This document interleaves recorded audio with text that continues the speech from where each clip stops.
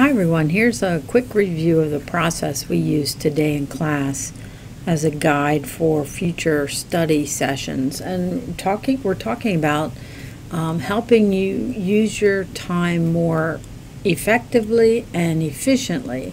So from the stories you told me last week describing how you prepared for exam number 3, I see some things that I think are helpful that I want to share with you. So as somebody who's doing educational research and trying to answer questions about, what would help you guys be more successful, sometimes I feel a little bit like a detective where you're telling me information and I'm trying to figure out the story and also give you some solutions for yourself. So from what I saw from the stories you told, I see that in some cases you're just getting your homework done too quickly, like you just getting it done, right? Not really thinking about what you're doing, but okay, I've got to get my Cornell notes done, I got to get my Learn Smart done, I have to do the quiz for Dr. Bly, and getting it done is the goal. And that's not going to help you get those exam scores up there. Well, certainly you have to get it done. What I want to talk about today is a more mindful and focused approach to getting it done that you can get it done quickly, but also have learned the material much better. So that's one thing. Doing it at the last minute, obviously that's something we've been talking about from the beginning. While you might have some success with that over the long haul in college, as things get more complicated, more difficult, more challenging, it's just not going to work. And so at some point you have to change what it is you're doing, and I hope you decide to do that sooner rather than later, because if you change what you're doing now, that gives you the chance for the rest of the semester and the rest of the year to get stronger at the things you need to do that maybe you didn't have to do in high school to be successful. And we've talked about this before. That's just not going to help you as things get more and more challenging for you in college. So for some people, it may be the first time you've ever had to figure out how to spend time actually learning material because it just came too easily to you. So doing it all in one sitting. So I know you're busy people. Some people are working, you have family obligations, but there's no way, just from what we know about learning and brain science, that you can do it all at one sitting. It's just too much information.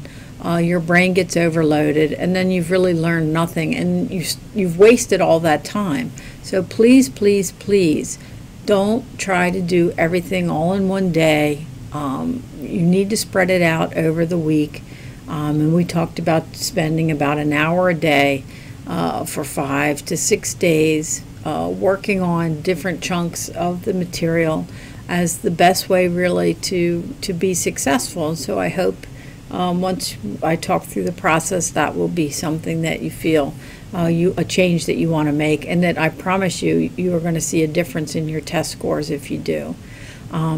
Then some folks are just studying the quizzes and doing the Learn Smart as your main source of trying to learn the material. And while that's important and it helps overall, if that's all you're doing, you're only going to get so far in those exam scores. It's not deep enough, it's not broad enough for everything you need to understand in order to do well in this course and in your other courses as well. So, and then some folks are reading and then testing themselves and then going back and rereading again.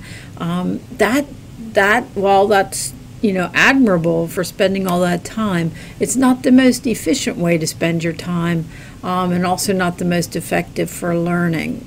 So I would say you want to avoid that phenomenon and work only as much as you can stay focused. So if you're reading and focusing intensely as you're reading in small chunks every day rather than lots all in one day, you can avoid that needing to reread it again. And we'll talk about that when we get to the process. And then not taking time in between to refresh what you learned yesterday. So, brain science, we know that if you don't use the information that you're trying to learn, it's gonna slowly slip out of, or even quickly slip out of your working memory. If you don't keep refreshing it and getting it into your long-term memory, it won't be there when you need it. And so refreshing a little bit every day using Learn Smart or going back over your notes is a good way to help get that into your long-term memory.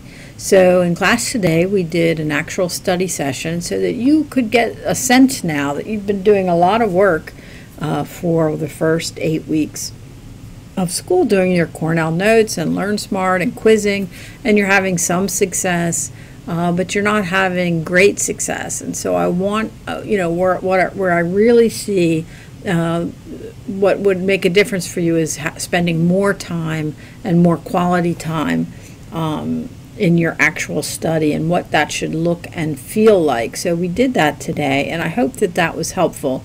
I'm going to go over it again one more time here in case anything wasn't clear, so that you can see kind of what I'm thinking as I'm doing the process and why it's important. So I'll start that in the next video.